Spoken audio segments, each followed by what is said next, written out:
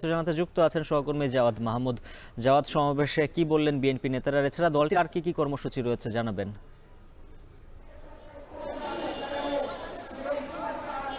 যেমনটি বলছিলেন যে আগরতলায় ভারতের সহকারী হাইকমিশনের উপর যে হামলা হয়েছে তার প্রতিবাদে কিন্তু সারা বাংলাদেশের মানুষ যেমন বিক্ষোভ করছে তেমন দল হিসাবে বিএনপিও বিক্ষোভ করছে। আজকে যেই বিক্ষোভটি করেছে সেটি মূলত বাংলাদেশ পূজা উদযাপন ফ্রন্টের ব্যানারে আসলে এটি হয়েছে এবং এখানে প্রধান অতিথির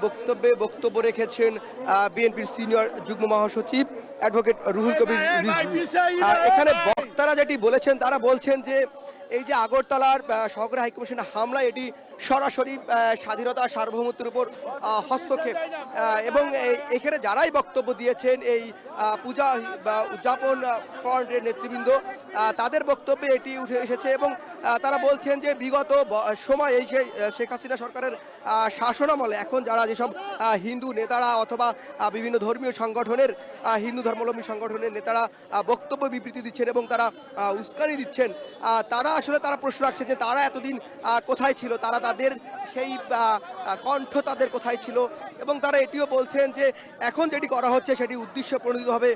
করা হচ্ছে এবং তারা এটিও বলছেন যে বাংলাদেশের স্বাধীনতা সার্বভৌমত্বের প্রশ্নে সকল ধর্ম শ্রেণী পেশার মানুষ আসলে ঐক্যবদ্ধ হয়ে কাজ করবে।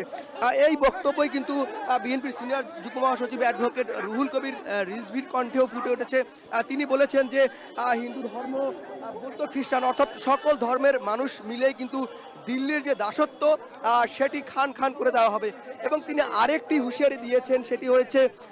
বলেছেন যে ভারত যদি বাংলাদেশের উপর আগ্রাসন চালায় তাহলে ইতিহাসের অংশ হিসেবে তিনি সেই মুঘল সাম্রাজ্যের কথা প্রসঙ্গ টেনে বলেছেন যে বাংলাদেশও কিন্তু তাহলে তাদের সেই ইতিহাসের অংশ হিসাবে ভারতে যে অংশগুলো রয়েছে সেগুলো দাবি করবে। এই কথা যেমন তিনি বলেছেন এবং তিনি এটিও বলেছেন যে দিল্লির যে আগ্রাসন এবং ভারতের যে কট্টর হিন্দুত্ববাদ সেটির সমালোচনা করেছেন এবং ভারতের যিনি ক্ষমতাসীন দল এখন বিজেপি এবং প্রধানমন্ত্রী নরেন্দ্র মোদী তারও সমালোচনা করেছেন। তিনি বলছেন যে মোদী সরকার মূলত হিন্দুত্ববাদকে পুঁজি করেই ক্ষমতায় এসেছেন এবং তিনি তার যে রাজনীতি সেটিও করছেন এবং এটিও বলেছেন যে ভারত নিজেদেরকে গণতান্ত্রিক এবং একটি ধর্মনিরপেক্ষ দেশ দাবি করলেও আসলে তারা এবং সাম্প্রতিক সময়ে যে ভারতের রাজনৈতিক নেতৃবৃন্দের বক্তব্য সেটিতে আসলে হিন্দুত্ববাদীদের নিয়ে তারা রাজনীতি করছে সেটি প্রকট তারা বলছেন যে সেটি আসলে ফুটে উঠেছে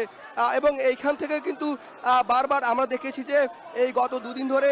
রাজনৈতিক নেতৃবৃন্দ বা বিভিন্ন সামাজিক সংগঠন বা যারাই বক্তব্য বিবৃতি দিচ্ছে তারা কিন্তু ঐক্যবদ্ধ থাকার কথা বলছেন। আজকেও বক্তাদের বক্তব্যে কিন্তু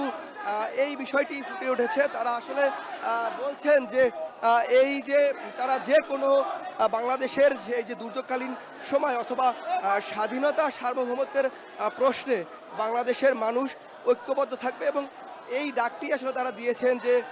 যে কোনো মূল্যেই হোক তারা তাদের যে ঐক্য সেটি ধরে রাখবেন এবং এই প্রশ্নে কিন্তু মানুষ তাদের যে এই ঐক্যবদ্ধ থাকার যে প্রয়াস এবং প্রচেষ্টা সেটি অব্যাহত রাখবে এবং তারা এটিও বলেছেন যে মানুষের মধ্যে যে বিভেদ বা দেশ যেটি থাকুক না কেন বাংলাদেশের মানুষ কিন্তু তাদের যে সার্বভৌমত্বের প্রশ্নে স্বাধীনতার প্রশ্নে সবসময় অটুট থাকবে। আরেকটি বিষয় তারা বলছেন যে এই যে কলকাতা বা আগরতলা হাইকমিশনার যে হামলা হয়েছে সেটি আসলে মূলত এখানে সবার বিচার দাবি করছে, যারা এই হামলার সাথে জড়িত তাদের বিচারের দাবিটাও কিন্তু এখানে জানিয়েছেন। এই ছিল আমার কাছে জাতীয় প্রেস ক্লাবের সামনে থেকে বিক্ষোভের সবশেষ।